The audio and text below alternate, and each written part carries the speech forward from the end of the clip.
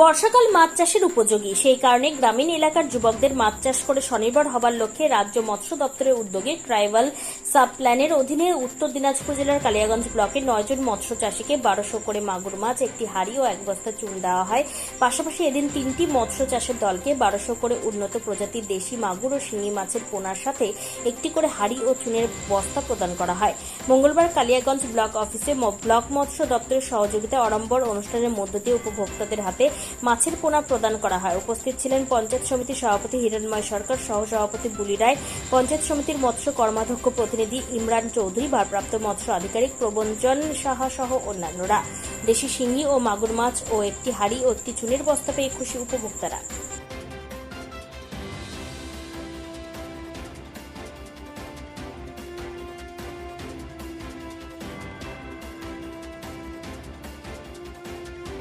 আমাদের কালিয়াগঞ্জ পঞ্চায়েত সমিতির উদ্যোগে ও ফিশারিজ ডিপার্টমেন্টের উদ্যোগে আমরা যারা হচ্ছে কালিয়াগঞ্জ ব্লকে ফিশ প্রোডাকশন করে এরকম 3টা গ্রুপ আছে, সেই 3টা গ্রুপকে আমরা 1200 পিস মাগুরের চারা আর 1200 পিস হচ্ছে শিঙির চারা দিলাম এবং 4টা হাঁড়ি দিলাম, তারপর হচ্ছে আপনার চুন দিলাম, যাতে তারা ভালো করে মাছটা চাষ করতে পারে। এছাড়া আমরা আরও 9 জনকে এসটি সম্প্রদায়ের মানুষদেরকে ওদেরকেও 1200 করে মাগুর চারা দেয়।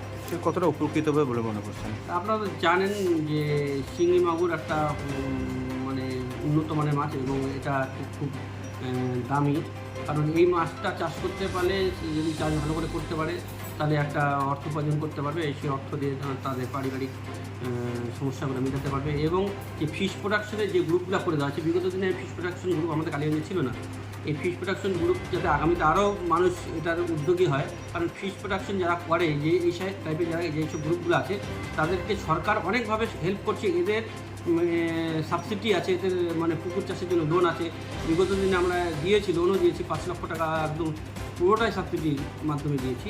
যারা এরকম কোনো লোক বা ছেলেরা হোক মেয়েরা হোক, এরা যদি ফিশ প্রোডাকশনের জন্য দলের জন্য আগ্রহী হয় তাহলে অবশ্যই তারা যোগাযোগ করবে আমাদের ফিশারি ডিপার্টমেন্টের সঙ্গে, তাদেরকেও আমরা সেই আর্টের মধ্যে নিয়ে